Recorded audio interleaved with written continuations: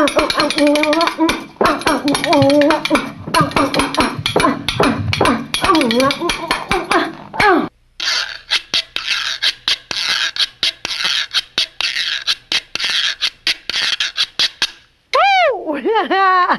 if you ask me, and who is, the 20s, that was a special time for women. You know what I'm talking about? I'm talking about it was the Renaissance. And I'm not talking about the Harlem Renaissance. I'm talking about a Renaissance for women. But in order to do that, see, to appreciate it, we'd have to go back to the 1800s. The late 1800s with Susan B. Anthony. Oh.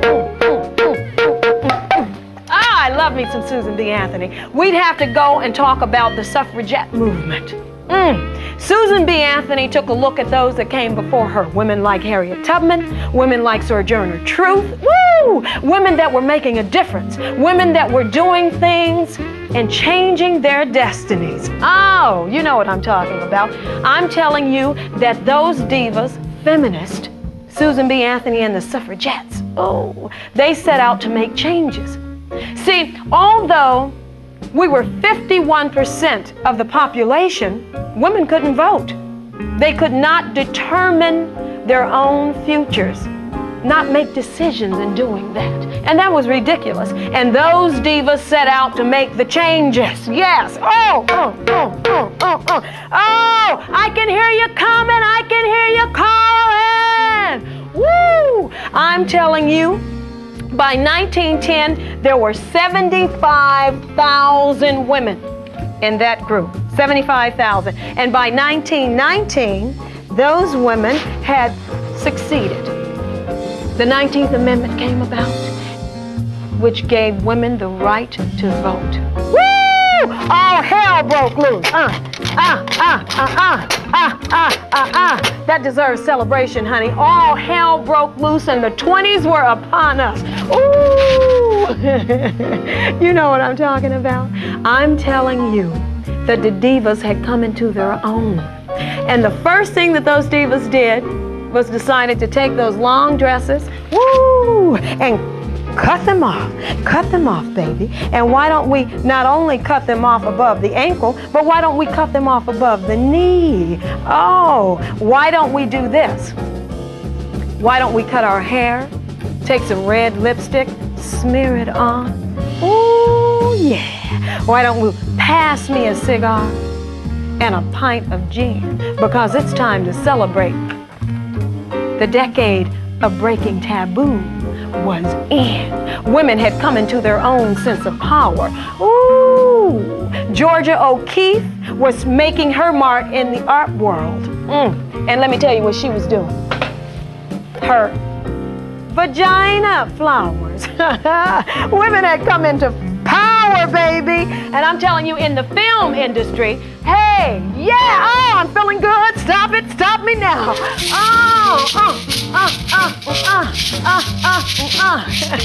In the film industry, women were pouring out in the powerful mode, honey. Lois Weber in 1920 was voted the #1 director, best director of the year.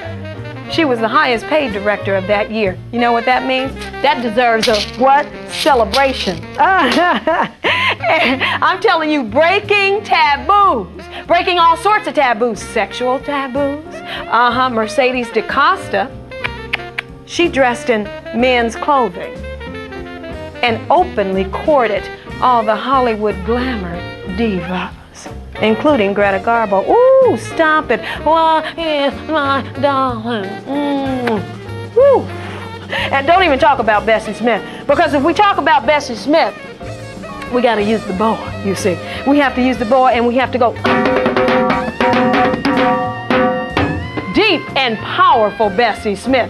Oh, Bessie Smith, otherwise known as the Empress of the Blues, was a diva that put her foot down and planted them squarely on the ground. Bessie was the highest paid artist of her time. Ooh, let me tell you about some Bessie Smith, baby. Bessie would take a moment and just breathe. She was the woman that they put on record phonograph, one of the first voices on phonograph. She sold 180,000 copies of her record, which was sort of like, by today's standards, going triple platinum.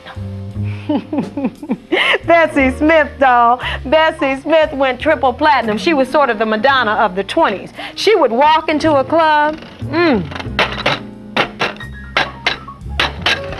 and everybody there would know her. It was like an announcement that came out. Bessie's here, Bessie's here. She would see a man and she'd say, come here, sugar. Put a little sugar in my bowl.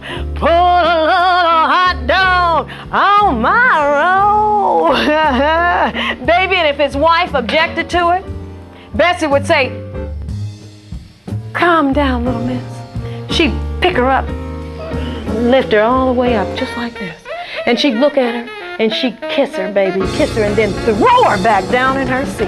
And she said, sit back down, heifer, and you better like it. And the woman did like it. That's what I'm telling you. And the woman did like it. You know why she liked it? Because it was Bessie Smith. Bessie represented the women of the 20s, strong and fearless women. I'm telling you, yeah, baby.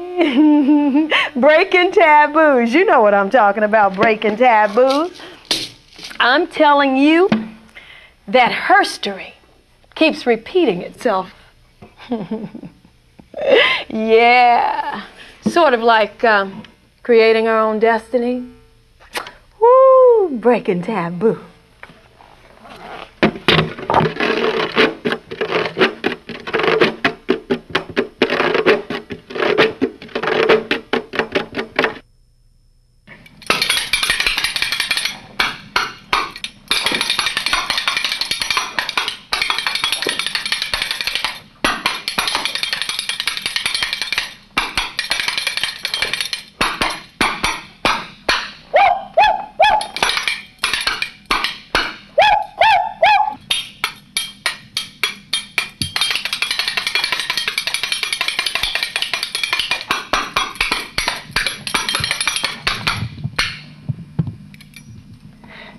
HERSTORY.